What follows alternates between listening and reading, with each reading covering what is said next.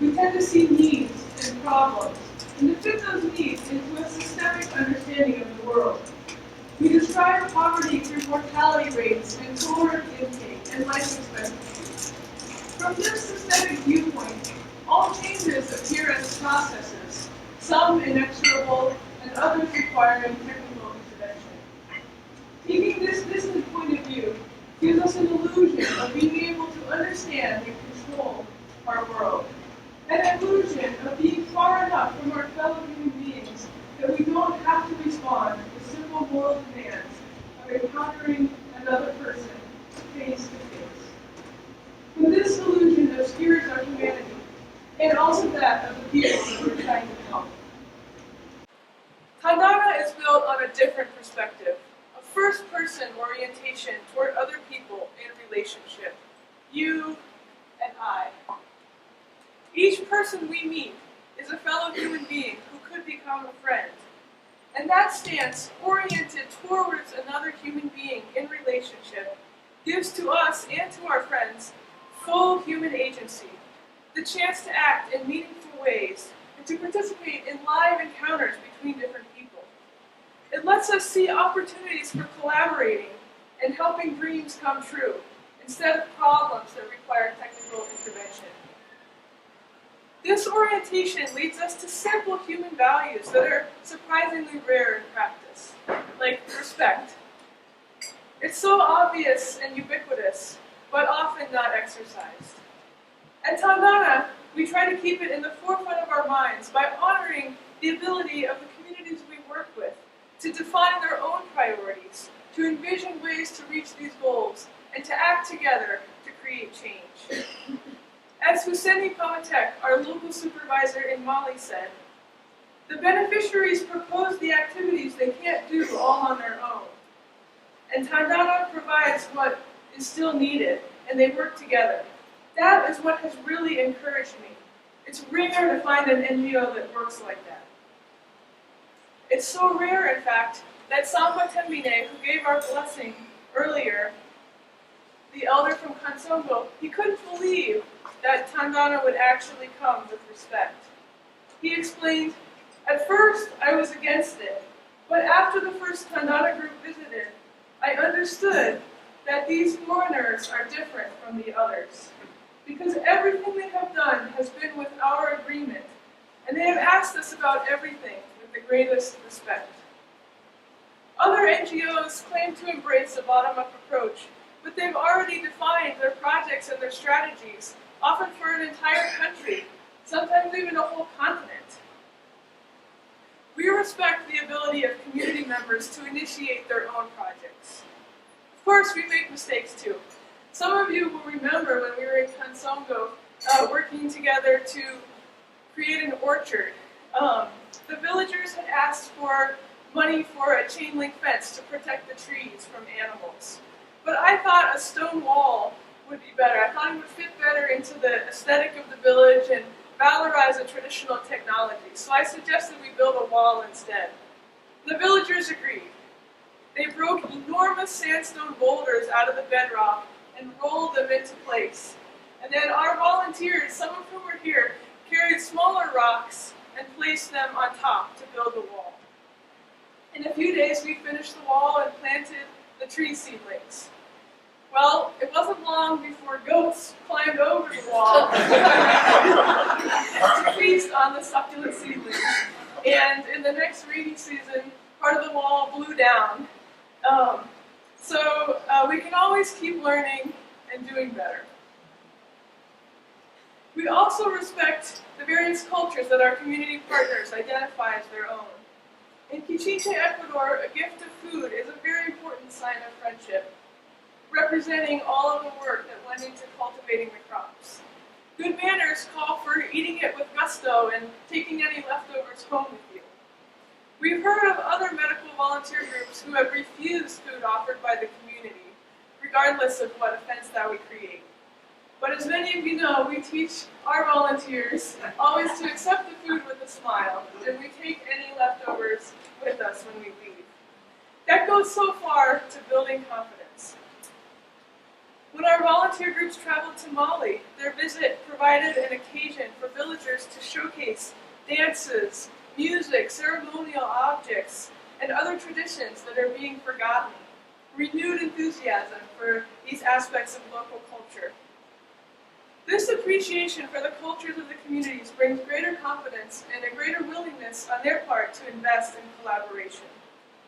As Musa Kembine, our Mali program manager, explains, for the Tandana Foundation, there is no superiority. The volunteers agree to fit into the community's culture. That is what gives confidence to the people.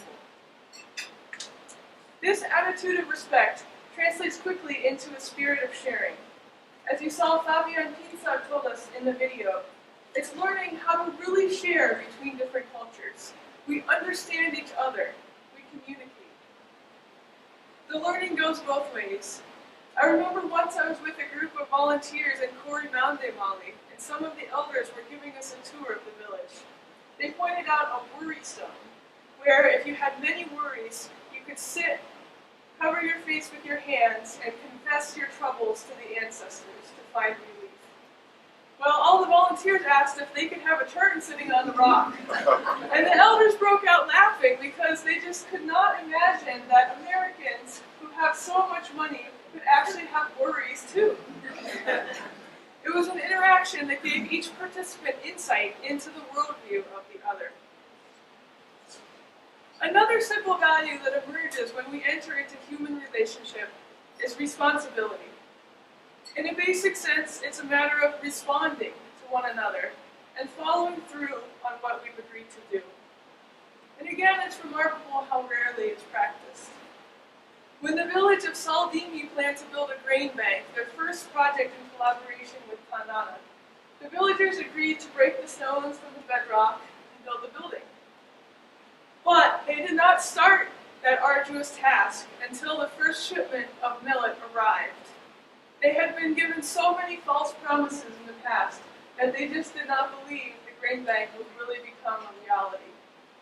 Once they saw the millet there, they got to work right away and they completed the building in record time. In Ecuador, Marcela Buenala is the mother of an 8-year-old boy who needed surgery for a condition he was born with.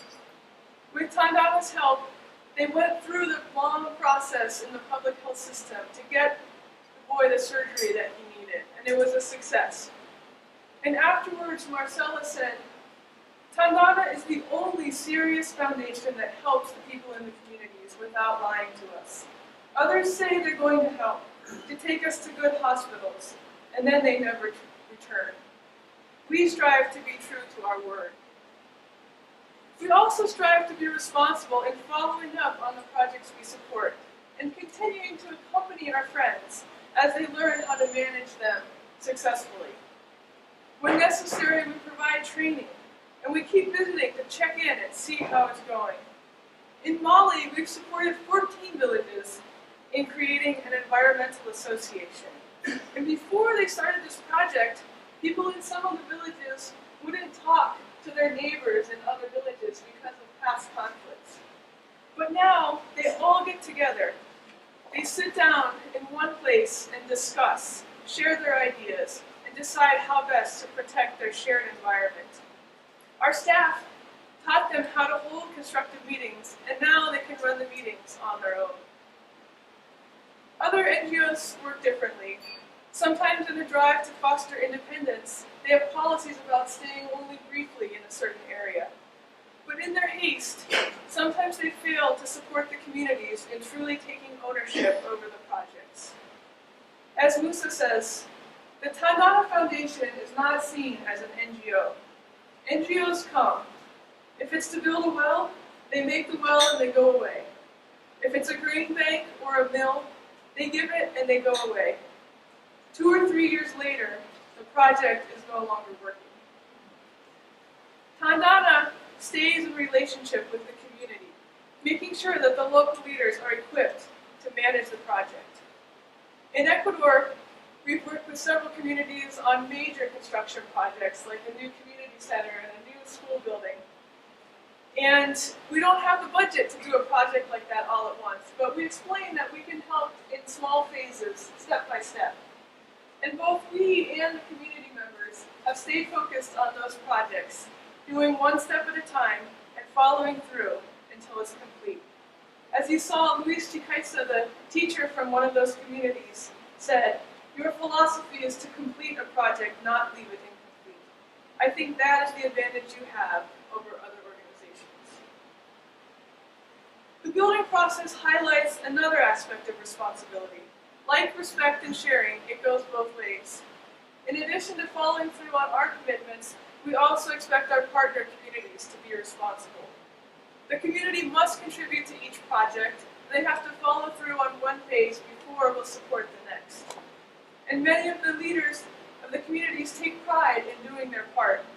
As you saw, Fabian Pinzak, president of Guanala, said, "It's one thing to ask for help, and another to provide follow-up and show the responsibility of the community."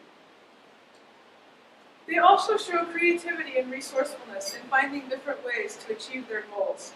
Tandana is a friend, complementing what the community has, while the community members take the lead in driving the project. This attitude of friendship not only makes life more meaningful by giving us a human setting in which to act, it also leads to successful work. Guided by these simple values, Tandana has collaborated with 26 communities in Ecuador and 35 villages in Mali. These partnerships have enabled the creation of gardens, grain banks, computer labs, cotton banks, playgrounds, sports fields, savings for change groups, a community center, a well, an indigo bank, a tree nursery, an environmental association, a communal kitchen, and a library, as well as many improvements to existing infrastructure. Each of these projects has been designed and realized in a relationship. Each fits its specific context and has an appropriate strategy for sustainability. And each makes life better in its own small way. 10 years later, the first projects we supported are still going strong. More than 5,200 people have worked toward better health by consulting Tandana's healthcare providers and dentists. More than 1,100 women in Mali have learned literacy and numeracy skills through our Tomoso literacy program. More than 150 students in Ecuador have participated in our scholarship program, moving toward their dreams of making a difference in their society. Dozens of villagers in Mali have learned carpentry, stove making, indigo dyeing, soap making, and horticulture skills through Tandana workshops.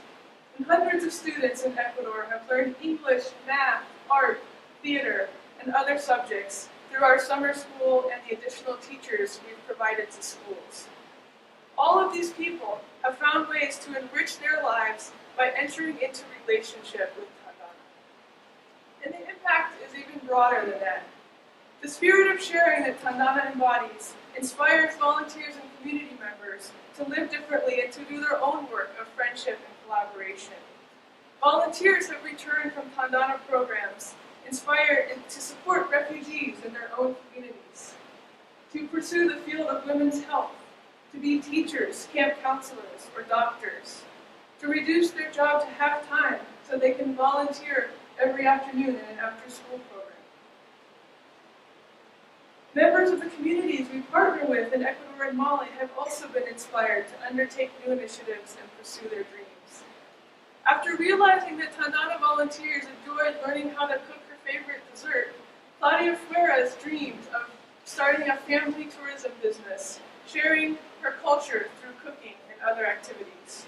And their business is now thriving, offering foreign visitors a chance to cook a traditional Ecuadorian meal, to experience local music and handicrafts and gardening. Encouraged by the Savings for Change program, women in Mali have begun businesses in cloth making, market gardening, and commerce of seeds. Segundo Moreta, who has hosted many Tandana volunteers in his home, has published his story, Juanita the Colorful Butterfly, to share aspects of his culture with people in other parts of the world. Thank you for making this work possible. It is because of each of your contributions that Tandana can bring people together as friends and let so many good things emerge from that encounter. And I invite you to continue the journey with us as we enter our second decade. Our friends in Mali and Ecuador have many more exciting dreams for their communities. In fact, the current economic situations in both countries are squeezing other resources and leading them to make more and more requests for support from Tandana. You can help us follow through as responsible partners in the relationships that we have built. And you can help us show respect for people who have too often been ignored in the design of solutions to their supposed problems. I invite you also to carry Tandana's spirit of sharing with you everywhere you go. We need it now more than ever in our nation, in our world, and in the many communities where each of us interacts with others.